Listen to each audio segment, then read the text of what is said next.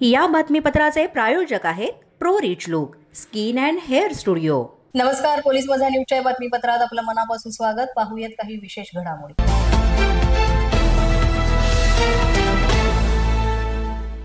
गणपती काही दिवसांवर येऊन ठेपलेले आहेत आणि गणेशोत्सव मिरवणुकीमध्ये लेझर लाईट जर वापरलं तर मोठ्या प्रमाणात आता शिक्षा होणार आहे असं सांगण्यात आलंय। कारण मिरवणुकीमध्ये आता लेझर लाईटला पूर्णपणे बंदी घालण्यात आली आहे। कोल्हापूरचे जिल्हाधिकारी अमोल येडगे यांनी हे आदेश दिलेत। लेझर वापरले तर फौजदारी गुन्ह्याची नोंद होणार आहे। कोल्हापुरात गणेशोत्सव काळामध्ये ही बंदी लागू असणार आहे। लेझर लाईटमुळे डोळ्यांचे त्रास मोठ्या प्रमाणात वाढू लागलेले आहेत आणि याच पार्श्वभूमीवर गणेशोत्सवामध्ये लेझर लाईटच्या बंदीचा निर्णय घेण्यात आलेला आहे। या लाईट्समुळे डोळ्यांच्या पडद्याला मोठ्या प्रमाणात इजा होऊ शकते आणि या संदर्भात काळजीचं आवाहन सुद्धा करण्यात आलंय। डोळ्यांच्या आजारासंदर्भातील तक्रारी वारंवार येत असल्यामुळे लेझर लाईटला आता बंदी घालण्याचे आदेश कोल्हापूरच्या जिल्हाधिकाऱ्यांनी काढलेले आहेत। मिरवणूक काढा, पण ती योग्य तऱ्हेने काढा आणि काळजी घ्या, योग्य ती खबरदारी घ्या असं आवाहन सुद्धा जिल्हाधिकाऱ्यांनी केलेलं आहे।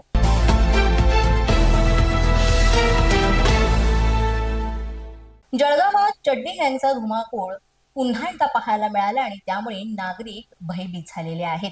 जळगाव शहरात चोरट्यांनी धुमाकूळ घातला असून सातत्यानं घरफोडीच्या घटना घडतायत। यातच शहरातील रायसोनी नगरात अगदी अर्धनग्न अवस्थेमध्ये मध्यरात्रीच्या वेळेस मंदिरांचा कडी-कोंडा चोरून मोठ्या प्रमाणात इथे चोरी करण्यात आली आहे। कडी-कोंडा काढून मंदिरामधून चांदीच्या पादुका, मूर्ती, दानपेटीतील रक्कम आणि इतर साहित्य चोरून नेण्यात आलंय। तर तिसऱ्या मंदिरामध्ये त्यांच्या हाती काहीच न लागल्यानं तेथून पेनड्राईव्ह चोरून नेलेला आहे। याशिवाय गावी गेलेल्यांकडे घरफोडी सुद्धा करण्यात आली आहे। परिसरातील सीसीटीव्ही फुटेजमध्ये या घरफोडी करणारी टोळी जी आहे ती चित्रित झाली असून एकाच रात्री मोठ्या प्रमाणात 4 ठिकाणी चोरी झाल्यानं परिसरातील नागरिक सुद्धा भयभीत झालेले आहेत। त्यामुळे लवकरात लवकर यावर कारवाई करण्यात यावी अशी मागणी नागरिक करतात। पोलीस माझा न्यूज करिता प्रतिनिधी ज्ञानेश्वर पारधी, जळगाव।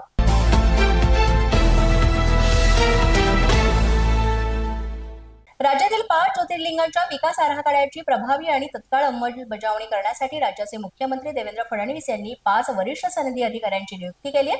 ज्योतिर्लिंगाच्या विकासासाठी मुख्यमंत्री देवेंद्र फडणवीस यांचा मोठा आणि राज्याच्या इतिहासात अशा प्रकारचा पहिलाच निर्णय आहे। ज्योतिर्लिंग हे भगवान शिवाचं स्वयंभू रूप मानलं जातं आणि याच पार्श्वभूमीवर श्रावण महिन्यामध्ये आरंभ होताच 5 ज्योतिर्लिंगांच्या विकासाची मुख्यमंत्र्यांनी घोषणा केली आहे। यामध्ये 5 वरिष्ठ सनदी अधिकाऱ्यांची नियुक्ती सुद्धा करण्यात आली आहे। नियोजन विभागामार्फत करण्यात येत असलेल्या 5 ज्योतिर्लिंगांच्या विकास आराखड्याच्या अंमलबजावणीचा हा नियमित आढावा घेऊन त्याबाबतचा अहवाल मुख्यमंत्री फडणवीस यांना सादर करण्याचे निर्देश सहसचिव सुभाष उमराणीकर यांनी दिलेत। पोलीस माझा न्यूजच्या बातमीपत्रात वेळ झाली एका छोट्याशा विश्रांतीची। पाहत रहा पोलीस माझा न्यूज। या बातमीपत्राचे प्रायोजक आहेत pro rich look skin and hair studio. विश्रांतीनंतर पुन्हा एकदा पोलीस माझा न्यूजच्या बातमीपत्रात आपलं मनापासून स्वागत।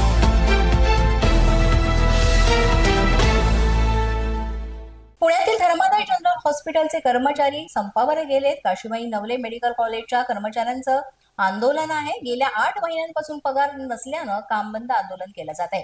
तर सलग दुसऱ्या दिवशी कर्मचाऱ्यांचं कामबंद आंदोलन सुरू आहे। पगार मिळणार नाही तोपर्यंत आम्ही मागे हटणार नाही अशी भूमिका आंदोलनकर्त्यांनी घेतलेली आहे। आम्ही आज इथं नवले हॉस्पिटलमध्ये कालपासून बसलेलो आहोत, कारण आमचा अगदी डिसेंबर पासूनचा जो पगार आहे तो थकवलेला आहे। पूर्णतः पगार जोपर्यंत आम्हाला मिळत नाही तोपर्यंत हे आंदोलन सुरू राहील असं या आंदोलनकर्त्यांनी सांगितलंय। इंडियन अबेंडंट नुसार पीएफ ऍक्ट 1952 नुसार पीएफ कट होत नाहीये। आधी कट झालेला त्याच्यानंतर तोही भरलेला नाहीये, तो भरण्यात यावा। पूर्ण जोपर्यंत पगार होत नाही तोपर्यंत हे आंदोलन असं चालू राहणार आहे आणि इथून पुढचे जे पगार आहेत ते सगळे आम्हाला मिळाव्यात अशा इच्छा आहेत आणि असं या आंदोलनकर्त्यांनी सांगितलेलं आहे। त्यामुळे लवकरात लवकर आमच्या मागण्या मान्य करण्यात याव्यात असं आंदोलन करण्याचं म्हणणं आहे।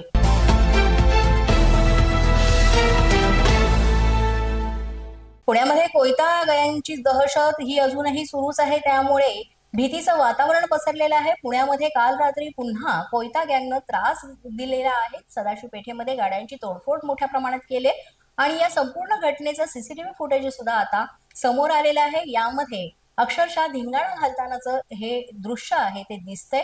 पुण्यातील विश्रामबाग पोलीस स्टेशनमध्ये या सगळ्या विरोधात रात्री उशिरा गुन्हा दाखल करण्यात आल्याची माहिती समजते। मात्र लवकरात लवकर यांच्यावर कारवाई करावी अशी मागणी आता जोर धरतीये। पोलीस माझा न्यूजच्या या बातमीपत्रात आज इतकंच. तुम्हाला आमचं बातमीपत्र कसं वाटतंय याबाबत अवश्य अभिप्राय कळवा. यासाठी पोलीस माझा न्यूजचं युट्यूब चॅनल सबस्क्राईब करा. तसंच आमचं फेसबुक, इंस्टाग्राम आणि ट्विटर अकाउंट फॉलो करा. अधिक माहितीसाठी आमच्या www.policemazanews.com या वेबसाईटला भेट द्या. आमचे अधिकृत प्रतिनिधी व्हायचं असेल तर स्क्रीनवर दिलेल्या क्रमांकांवर आजच संपर्क साधा. आजच्या बातमीपत्रात इतकंच. पुन्हा भेटूया पुढील बातमीपत्रात. तोपर्यंत पाहत रहा पोलीस माझा न्यूज.